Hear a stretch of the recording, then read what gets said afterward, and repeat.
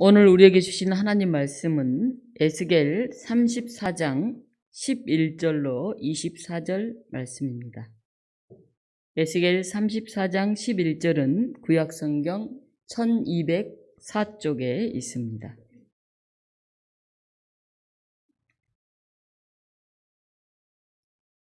주 여호와께서 이같이 말씀하셨느니라. 나 곧 내가 내 양을 찾고 찾되 목자가 양 가운데에 있는 날에 양이 흩어졌으면 그 때를 찾는 것 같이 내가 내 양을 찾아서 흐리고 캄캄한 날에 그 흩어진 모든 곳에서 그것들을 건져낼지라.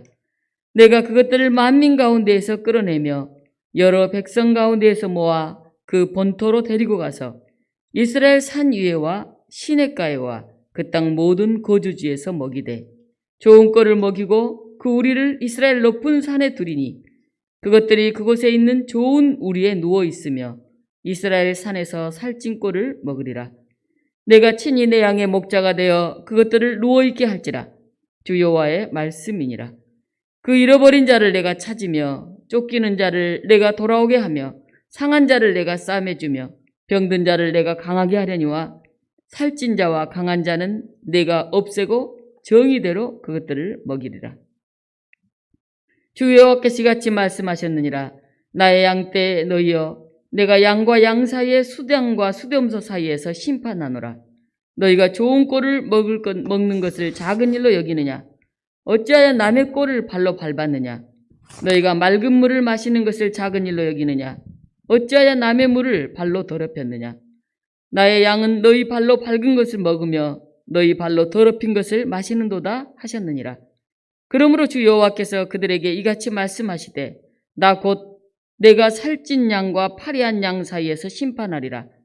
너희가 옆구리와 어깨로 밀어뜨리고 모든 병든 자를 뿔로 받아 무리를 밖으로 흩어지게 하는도다.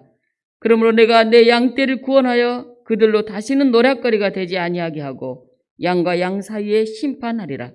내가 한 목자를 그들 위에 세워 먹이게 하리니 그는 내 종 다윗이라. 그가 그들을 먹이고 그들의 목자가 될지라. 나 여호와는 그들의 하나님이 되고 내 종 다윗은 그들 중에 왕이 되리라. 나 여호와의 말이니라. 아멘. 성경에는 하나님을 목자로 표현하는 그런 내용이 많이 나옵니다. 에스겔서의 오늘 본문에서도 하나님께서는 자신을 목자라고 그렇게 소개하고 있습니다. 우리나라는 그게 좀 익숙하지 않지만 고대 근동세계는 신이나 왕을 목자로 칭송하는 이런 이미지는 매우 익숙한 그런 것이었습니다. 주전 18세기 함무라비 법전에는 이런 말이 나와 있는데요. 신은 백성을 먹이고 마시게 하는 인류의 목자다. 그 법전은 목자의 역할을 양심 없는 사람과 악한 사람을 배제시키고 강자가 약자의 권리를 빼앗는 것을 방지한다. 이 아이크로트라는 학자가 그렇게 말하고 있습니다. 약자를 보호한다는 거죠. 법전이. 그런데 신이 백성을 먹이고 마시게 하는 인류의 목자다. 그 당시는 왕이 신과 같은 그런 존재라고 생각했으니까 왕은 목자다. 이런 생각들을 했습니다. 오늘 본문에서는 선한 목자이신 하나님은 흩어진 양들을 친히 찾아서 구원하시겠다고 말씀하십니다. 오늘 11절 12절입니다. 나 곧 내가 내 양을 찾고 찾되 목자가 양 가운데 있는 날에 그 흩어진 모든 곳에서 그것들을 건져내리라. 호주에서 발견된 양 사진을 제가 한번 보여드린 적이 있는데 못 보신 분도 계셔서 한 번 더 보여주시기를 부탁드립니다. 네. 털이 자라나서 너무 무거워서 움직이지도 못하고 눈도 덮여있는 배설물과 구더기로 오염된 엉킨 털. 무게만, 그 털 무게만 해도 35kg예요. 35kg. 초등학생만한 무게죠. 동물농장 보호소 직원들이 이 양을 발견해가지고 이 털을 깎아주고 이름을 버락이라고 붙여줬어요. 원래 야생 양들은 털갈이를 합니다. 자연스럽게 털이 빠지고 또 새 털이 나요. 그런데 이 양은 양털 생산을 목적으로 개량된 메리노 품종이에요. 이 메리노 품종은 털이 계속 자라나요. 털갈이를 안 해요. 그러니까 사람들이 일부러 정기적으로 깎아줘야 됩니다. 이 양을 보니까 귀에 인식표가 있어요. 그래서 아마 목장에서 자라다가 언제 이렇게 도망쳐 나갔는지 잃어버렸는지 그래서 야생 양이 된 거죠. 차라리 야생 양이면 털갈이를 할 텐데 그게 안 되니까 저렇게 35kg 자기 몸의 몇 배나 더 되는 그 무게를 지고 그냥 부피를 가지고 있었대. 다행히 발견돼서 털갈이 해서 그렇지 그렇지 않았다면 이 양은 죽을 뻔했어요. 위에 양이 털 깎아놓으니까 아래 양이 됐잖아요. 저렇게 조그만 양이 저렇게 무거운 털을 메고 다녔던 거죠. 이 양에게 목자는 필수적인 존재입니다. 안 그러면 죽어요. 오늘 첫 번째는 선한 목자이신 하나님은 우리를 돌보시고 편히 쉬게 하신다. 오늘 본문에서는 그렇게 쓰여져 있습니다. 에스겔 34장은 선한 목자이신 하나님이 자신의 양을 찾는 모습이 나와요. 8절은 이렇게 나옵니다. 주 여호와의 말씀에 내가 나의 삶을 두고 맹세하노라. 내 양떼가 노략거리가 되고 모든 짐승들의 밥이 된 것은 목자가 없기 때문이라. 내 목자들이 내 양을 찾지 아니하고 자기만 먹이고 내 양떼를 먹이지 아니하는도다. 참 슬픈 일이잖아요. 자기만 먹고 하나님의 양떼를 돌보지 아니한다 하는 거죠. 거짓 목자들은 양을 잃어버려도 찾으려고 노력을 하지 않아요. 이렇게 이 양처럼 되는 거죠. 선한 목자는 단지 의무감 때문에 책임감 때문이 아니라 깊은 애정, 뜨거운 사랑 때문에 양떼를 돌봅니다. 오늘 12절 말씀 제가 한번 읽어볼게요.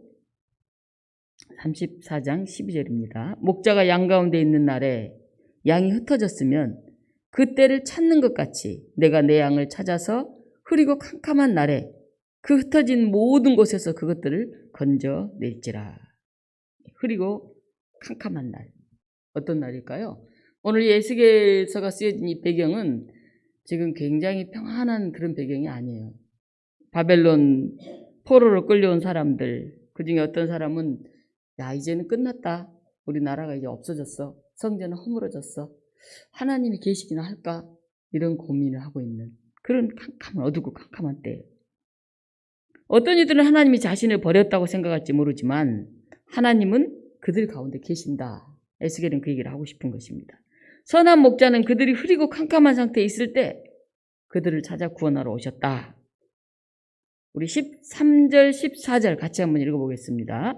13절 14절 내가 그것들을 만민 가운데에서 끌어내며 여러 백성 가운데에서 모아 그 본토로 데리고 가서 이스라엘 산 위에와 시냇가에와 그 땅 모든 거주지에서 먹이되 좋은 꼴을 먹이고 그 우리를 이스라엘 높은 산에 두리니 그것들이 그곳에 있는 좋은 우리에 누워 있으며 이스라엘 산에서 살찐 꼴을 먹으리라. 아멘. 하나님이 이스라엘 백성들을 만민 가운데서 끌어내온다는 거예요. 여러 백성들 가운데서 모아온다는 거예요. 이스라엘이 지금 아시리아한테 멸망했죠. 끌려갔죠. 바벨론에게 멸망했죠. 끌려갔죠. 또 흩어졌어요. 나라를 잃었으니까. 성전이 없어졌으니까. 그래서 이 만민 가운데서 다시 모아내서 어디로 데려옵니까? 그 본토로 데리고 온다 하는 거죠. 다시 너희의 이스라엘로 귀향시키겠다는 거예요. 그리고 이스라엘 산 위에와 시냇가에와 그 모든 거주지에서 먹이겠다는 거예요. 좋은 꼴을 먹이고 이스라엘 높은 산에 둔다는 거예요. 여러분 양을 치는 이 목장이 주로 어디 있습니까? 높은 산 위에 있나요? 아니면 평지에 있나요? 주로 평지에 있잖아요. 그죠? 네, 물론 대관령 목장 뭐 이런 것도 있지만은 높은 산 위에 있는 것보다는 보통 평지에 이렇게 많이 있죠. 뭐 산 위에서도 좀 평지에 있는 곳에 있지 아주 꼭대기나 이런 데서 있지는 않잖아요. 근데 왜 보통 양 우리는 들판이나 목초지 같은 평지에 있는데 높은 산에 양을 준다고 했을까? 우리가 좀 한번 생각을 해야 돼요. 이 본문을 읽을 때. 제가 유럽에 이렇게 여행을 간 적이 있었는데 가서 보니까 성들이 굉장히 높은 데 있어요. 독일의 종교개혁 500주년에 갔었는데 이렇게 차를 타고 거의 산 꼭대기까지 올라가면 그 높은 데 성이 있어요. 성. 왜 성을 그렇게 높은 데 쌓았을까요? 예, 아마도 적들이 와서 침입을 못하도록 높은데 그 위에까지 어떻게 올라가겠어요, 그죠? 성벽이 또 이렇게 두꺼운데 우린 차로나 올라가지만 그 당시 뭘 메고 뭐 올라갔다가는 뭐 다 위에서 보이니까 침략하기 힘들죠. 그래서 높은 데 둔다, 산 위에 둔다 하는 말은 안전지대를 얘기하고 있어요. 안전지대. 지금 포로로 끌려가서 얼마나 불안합니까? 나라가 망했지 않습니까? 근데 다시는 그런 일이 없도록 너희를 안전지대에 두겠다. 이런 얘기죠. 시편에 보면 그런 고백이 나오죠. 하나님은 나의 산성, 나의 방패시. 하나님이 나의 산성이다. 이렇게 말해요. 산성. 그러니까 늘 불안한 시절을 살아야 했던 고대시대 사람들에게는 이 든든한 산성이 너무 필요했던 거죠. 나의 방패. 늘 위험하잖아요. 그리고 위험해서 막아줄 그분이 바로 나의 하나님이시다. 이렇게 고백을 했던 거죠. 14절에 보면 좋은 꼴, 높은 산 이 두 가지인데 나의 안전을 보장하는 게 두 가지죠. 먹고 살 게 있어야 되잖아요. 먹고 살 거. 그 다음에 적의 침략으로부터 나를 막아줘야 되잖아요. 그래서 이 좋은 꼴, 높은 산은 필수적인 거죠. 또 한편에 이 산, 그 산은 시온산을 뜻하기도 한다 이렇게 말합니다. 시온산에 뭐가 있습니까? 예루살렘 성전이 있죠. 그래서 시온을 향해 나는 울었도다 뭐 이런 얘기를 하잖아요. 바벨론 포로가에서 수금을 타면서 시온을 향해서 이런 얘기가 계속 나오잖아요. 하나님이 계신 곳, 예루살렘 성전, 그걸 얘기하는 거죠. 그래서 이 높은 산은 포로에서 돌아온 이스라엘 백성들이 군사적, 정치적으로 안전지대에 있을 뿐만이 아니라 종교적으로 하나님 안에 우리는 거한다. 그런 뜻입니다. 하나님 안에 거한다. 오늘 제가 15절에서 34장 15절에서 오늘 설교 주제를 뽑았는데 내가 친히 내 양의 목자가 되어 그것들을 누워 있게 할지라 이렇게 내가 친히 내 양의 목자가 되리라. 더 나아가서 그것들을 누워 있게 할지라. 양이 어떨 때 눕습니까? 여러분 어떨 때 누우실 것 같아요? 배부를 때, 그렇죠. 배부를 때, 뭐 졸릴 때, 뭐 여러 가지가 있겠지만 좀 이렇게 안전할 때 눕죠. 여러분 집에 가서 눕지 길가에서 눕지는 않지 않습니까? 길 가다가 덜푸덕 들어 눕지는 않잖아요. 그죠?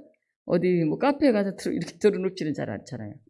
그러니까 자기가 편히 쉴 수 있는 곳, 안전한 곳. 그래서 양이 눕는다는 것은 그만큼 평화롭다 하는 것을 얘기하고 있죠. 물론 배가 부르니까 눕는 거고 또 자기가 편하게 누울 수 있는 자기만의 그런 공간이 있으니까 눕는 거죠. 하나님이 오늘 친히 내 양의 목자가 되셔서 양들이 누울 수 있도록 평화를 주겠다. 그런 뜻이죠. 오늘 두 번째는 에스겔은 거짓 목자를 심판하고 양떼 중에 야인 양과 살찐 양을 구별하겠다. 이렇게 얘기를 합니다. 20절, 22절 우리 같이 한번 읽어보겠습니다. 그러므로 주 여호와께서 그들에게 이같이 말씀하시되 나 곧 내가 살찐 양과 파리한 양 사이에서 심판하리라. 너희가 옆구리와 어깨로 밀어뜨리고 모든 병든 자를 뿔로 받아 무리를 밖으로 흩어지게 하는도다. 병든 자를 뿔로 받아서 밖으로 흩어지게 한대잖아요. 양이 뿔이 있나요? 누가 뿔로 받을까요? 오늘 이렇게 성경을 보면 우리는 주로 심판 얘기할 때 양과 염소 얘기들을 많이 합니다. 양 얘기가 나오고 염소. 오늘 17절 보면 양과 양 사이와 숫양과 숫염소 사이에서 심판하노라. 양과 염소가 자주 나와요. 왜 양과 염소가 자주 나올까요? 고대 근동의 목축업자들은 때로는 이렇게 우리를 만드는데 양우리, 염소우리 따로 만들 그 여유가 없으니까 양과 염소를 같이 한 우리에 그냥 집어넣었어요. 그럼 나중에 어떻게 해야 돼요? 양을 또 따로 모으고 염소를 따로 고르는 그런 일을 해야 되잖아요. 분별하는 일을. 그리고 수컷은 주로 뭘로 쓰여집니까? 하나님께 번제물로 쓰여져요. 순양.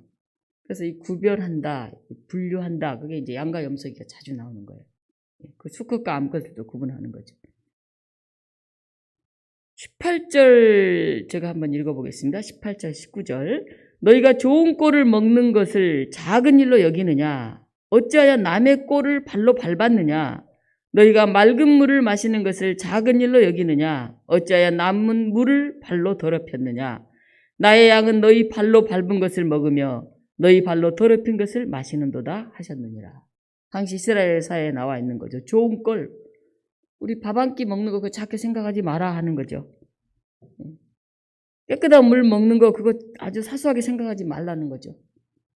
그것도 제대로 못 먹어서 그 더러워진 그 물을 먹고 그 남은 그 밥 남은 부스러기 그것 때문에 배고파하는 사람들도 있다. 그런 얘기를 하고 있는 것입니다. 함께 사는 사회보다는 약육강식의 분위기를 만들어낸 지도자들을 오늘 성경에서는 바로 바라보고 있습니다. 그리고 그 아래서 부정한 수단으로 자기 이익을 챙기는 중하급 관리자들에 대한 하나님의 심판을 오늘 얘기하고 있습니다. 살찐 양과 파리한 양 골라낸다는 거예요. 살찐 양이 자기만 먹고 살이 통통 찐 양이고, 파리한 양은 뭐 병들었거나 힘이 약하거나 못 얻어먹어서 이렇게 파리파리 야윈 양을 말하는 거죠. 그 구분하겠다는 거죠, 하나님. 조선시대에 삼정문란이라고 하는 그런 현상이 있었어요. 삼정, 여러분 기억하실지 모르겠는데, 전정, 군정, 환정, 이렇게 정부의 재정 수입이 세 가지가 있습니다. 이 전정은 뭐냐 하면 오늘로 말하면 토지세입니다. 농사짓는 땅에 매기는 토지세. 뭐 부동산세도 거기 들어간다고 할 수도 있겠죠. 1년에 한 번 얼마나 거두어 드리는지 그걸 조사해가지고 균등하게 부과를 합니다. 그런데 나중에 어떤 일이 나냐면 황무지에다도 세금을 부과해요. 황무지에 뭐 나옵니까? 아무것도 안 나오잖아요. 곡식이. 거기다도 부과했고, 땅이 심지어는 없는데 땅이 있다고 해가지고 그것보다 백지징세라고 그래요. 백지징세. 없는 땅에 부과를 해요. 그렇게 해서 세금을 걷어가니 백성들이 어떻게 살겠습니까? 또 군정, 16세에서 60세 남자들이 내는 세금인데, 임진왜란 이후로 직업 군인들이 생겼어요. 그래서 군대 가지 않는 사람은 군포를 냈습니다. 그래야 또 그 일하는 군인들을 먹여 살릴 거 아니에요? 그런데 양반은 뭐 공명첩이니 뭐니 이런 데 자꾸 등재해가지고 면제되고, 군대 안 가는 거죠. 돈 있는 사람들은. 이렇게 저렇게 다 빼서. 그리고 농민들은 도망쳐 버리는 거예요. 너무 힘드니까, 군포를 내기 힘드니까 도망가 버리는 거죠. 그러니까 이 과세 대상이 너무 없잖아요. 그러니까 어떻게 했냐 하면은 어린아이를 16세 이상이라고 이렇게 속여가지고 황구첨정 세금을 걷어요. 또 죽은 사람한테 세금을 걷는데 그걸 백골징포라고 그래요. 그리고 이제 60이 넘은 노인들도 또 60 이하로 쳐가지고 또 세금을 걷고, 심지어는 사람들이 많이 도망가니까, 너무 살기 힘들어서 세금 못 내고 도망가니까 남아있는 친척들한테 세금을 걷는 그런 족징이라는 게 있었어요. 그리고 환정은 춘궁기에 농민들에게 식량을 빌려줍니다. 그리고 추수하고 나면 그걸 다시 돌려받는 거예요. 굉장히 좋은 정책이잖아요. 그렇죠? 그런데 빌려준 곡식을 받지 못하는 경우가 생겨요. 흉년이 든다든가 너무 어려우니까, 그것도 사람들이 뭐 도망가기도 하고 이러니까 세금 못 받아요. 그래서 이자를 이제 10분의 1을 받아요. 10분의 1 엄청난 건데, 나중에는 어떻게 하냐면 2분의 1을 이자로 받아요. 절반을 이자로 받는 거예요. 어마어마하잖아요. 심지어는 빌려주는 곡식에다가 모래나 결을 섞어서 줘요. 이 중간 관리자가 이제 다 자기들이 착복하는 그런 겁니다. 나라가 어지러운 것은 임금이 정책을 잘못 펼치기 때문인 경우도 많죠. 그래서 임금이 막 술을 먹고 기생들하고 어울리고 이렇게 할 경우는 나라가 엉망이 되잖아요. 근데 임금이 제대로 하려고 예를 써도 그 밑에 있는 중하급 관리자들이 절대 이제 그걸 말을 안 들어요. 임금이 혼자 마음대로 다 못하죠. 그리고 아래서 다 계속 빼돌리는 거죠, 이렇게. 최근에 LH 사태로 온 나라가 흔들렸어요. 그래서 이제 공무원들, 특히 그런 LH에 근무하는 이런 공무원들 다 뭐 조사하겠다, 뭐 이런 얘기를 합니다. 그런데 꼭 공무원들의 문제일까요? 우리 자신을 한번 돌아볼까요? 이게 어제 오늘의 일입니까? 사실 돈이 없어서 못했지, 돈만 있으면 집 두세 채 다 사서 돈을 벌려고 했을 거예요. 집은 이미 거주가 아니라 재산 증식의 수단이 됐어요. 우리나라에서는. 상식처럼 됐어요, 그게. 그래서 버리라고 별로 생각도 안 해요. 이거 어떻게 바꿀까요? 성경은 땅은 하나님의 것이라고 했고 50년이 되면 원래 주인에게 다 되돌려 주라고 그렇게 했죠. 오늘 20절 22절 제가 읽었는데, 내가 살찐 양과 파리한 양 사이에서 심판하리라. 너희가 옆구리와 어깨로 밀어뜨리고 모든 병든 자를 뿔로 받아 무리를 밖으로 흩어지게 하는도다. 내가 내 양떼를 구원하여 그들로 다시는 노략거리가 되지 않게 하고 양과 양 사이에 심판하리라. 하나님 이런 얘기 하셨는데, 우리가 남을 손가락질하기 쉬운데 나는 얼마나 이렇게 함께 살고 더불어 살고 약한 사람들을 배려하고 사는지 우리가 돌아봐야 돼요. 늘 남은 뭐 이 정치인들이 문제고 무슨 집을 많이 가진 사람의 문제 얘기하기 전에 그럼 나는 어떠냐는 거죠. 나는 돈이 없어서 못했지 돈이 있었으면 나도 혹시 똑같은 그런 일 할 사람은 아닌가.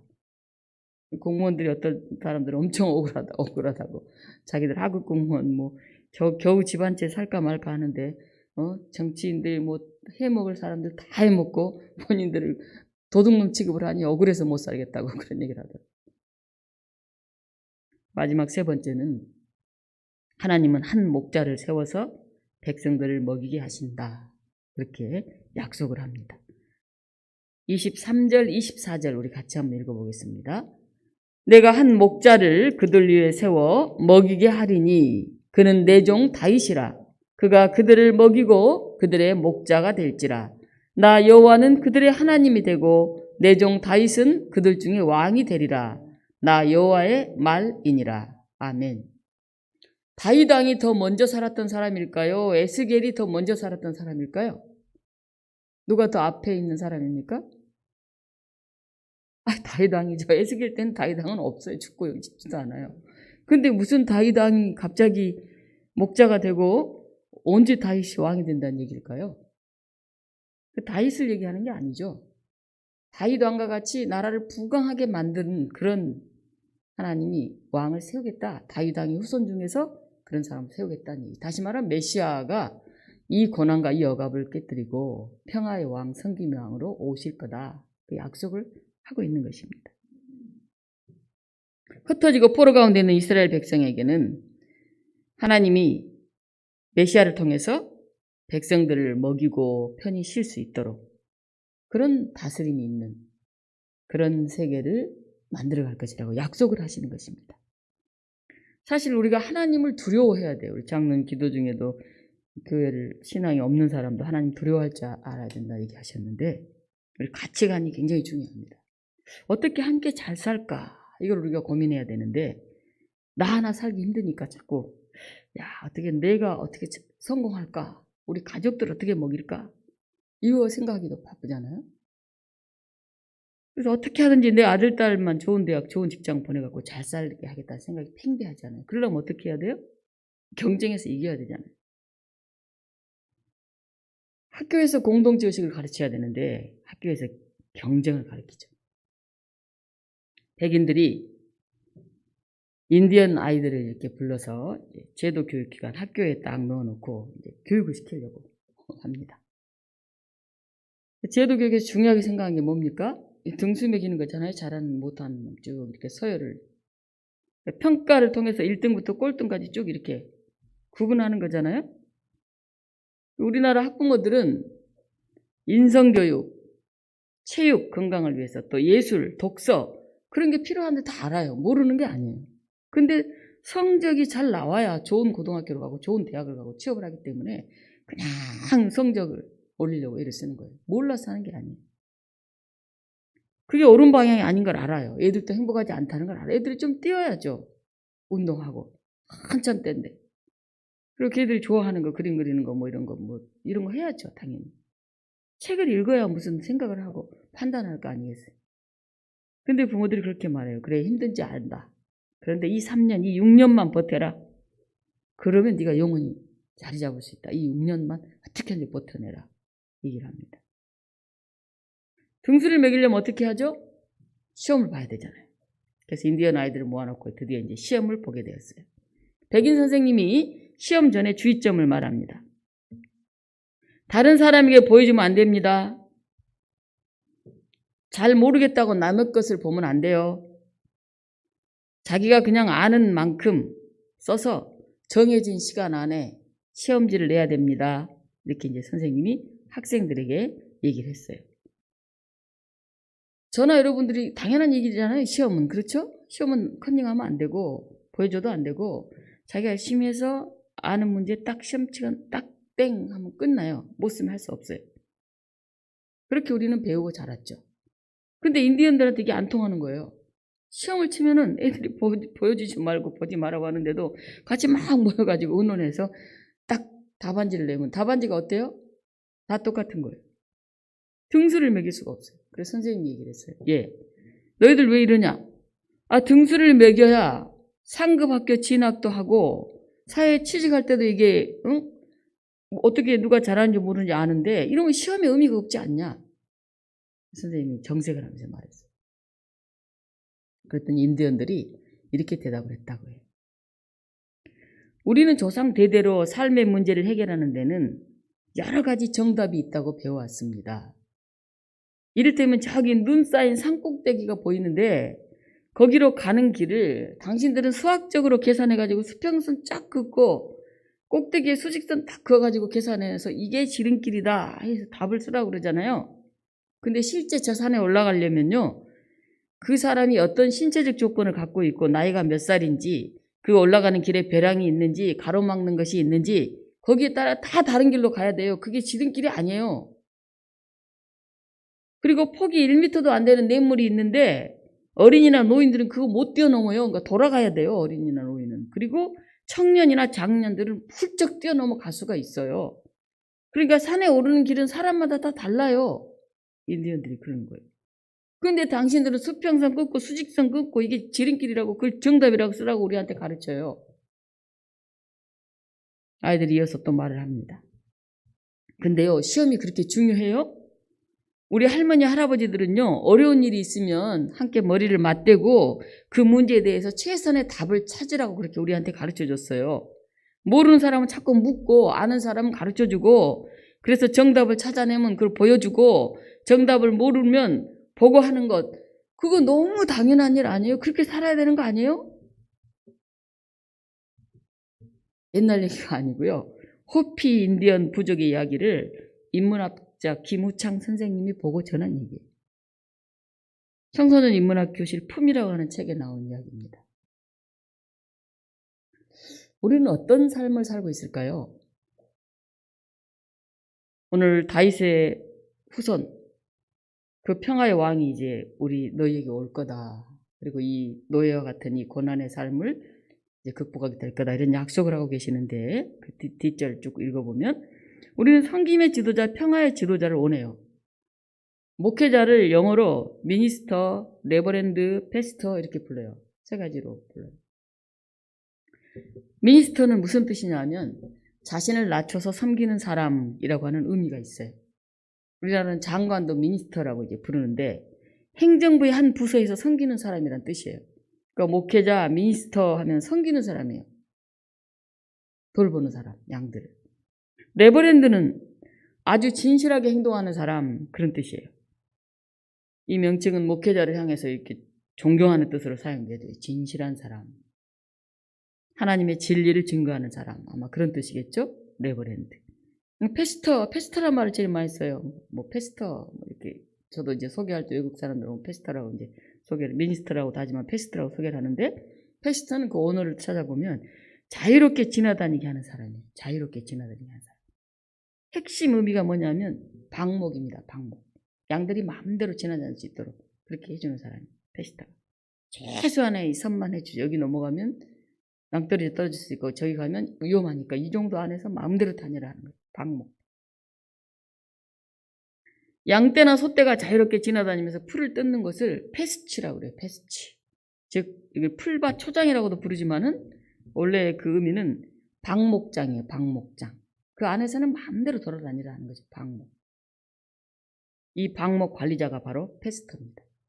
목자. 사실 우리가 가정에서도 자녀들을 자기 명예와 이기심의 도구로 대해서는 안 돼요.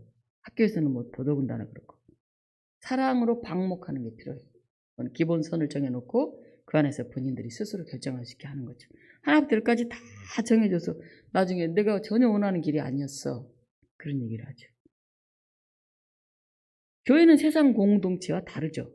스스로 왕이 되고 관리자가 되어서 힘을 행사하고 이익을 누리는 것이 아니죠. 교회는. 하나님이 힘을 빼주시도록 힘을 주셔도 하나님 우리에게 힘을 주셔도 그 힘을 계속 빼려고 우리가 노력해야 되는 거죠. 그게 겸손과 섬김이죠. 그렇게 하지 않으면 교회도 회사처럼 공룡화되죠. 어떻게 될까요? 대형화, 공룡화 가져오는 것은 소외된 사람들이 생기죠. 서열이 생기죠. 위아래가. 너무 크면 서로 대화가 안 되잖아요. 누군가 다스려야 되잖아요. 자꾸. 오늘 4월의 푸르른 봄날에 우리의 목자가 되신 하나님을 그려봅니다. 정말 편안하기에 푸른 초장에 누워서 하늘을 보면서 부르는 그런 노래일 것 같은데, 포로로 이 나라 저 나라로 흩어지고 중간 관리자들의 수탈당하는 백성들 향해 주어지는 그런 말씀입니다. 이번 주간에 세월호 7주기를 우리가 다시 지나갑니다. 이제 그만 잊혀졌으면 좋겠습니다. 생각하기에도 마음이 너무 아프니까요. 2014년 4월 16일 세월호에 탔던 단원고 학생들을 포함한 사람들이 수장되는 과정을 9시간 동안 지켜보면서 국가는 왜 300명이 넘는 배 안의 사람들을 단 한 사람도 구하지 못했는지 그 진실이 알고 싶다는 겁니다. 저도 봤어요. 그 배가 가라앉아 가고 있는데 우리 대한민국에서 그 사람을 구해낼 수 없었다는 거 이해가 안 가는 거죠. 아프리카도 아니고. 사고라고 해도 그 원인이 있죠. 그럼 그것을 규명하고 거기에 대한 책임을 분명히 물어야 제2, 제3의 이런 사고가 일어나는 걸 방지할 수 있어요. 잘못할 수 있어요. 사람들. 실수할 수 있어요. 그게 인간이니까. 근데 왜 그렇게 실수했는지, 무슨 일이 있었는지 그건 밝혀져야 되잖아요. 대충 넘어가면 또 반복됩니다. 생각하자니 아프고 끊임없이 외치자니 그것도 보통 힘든 일이 아니에요. 하루 살고 해야 될 일들이 많은 사람들이 말이죠.